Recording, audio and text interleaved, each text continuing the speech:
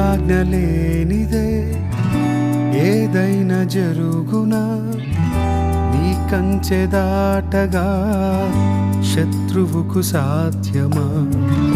నీ ఆజ్ఞ లేనిదే ఏదైనా జరుగునా, నీ కంచె దాటగా శత్రువుకు సాధ్యమా? మా దేవా నీవే మా తోడుంటే అంతే చాలును.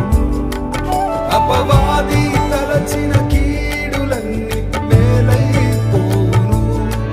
మా దేవా నీవే మా తోడుంటే అంతే చాలును. అపవాది తలచిన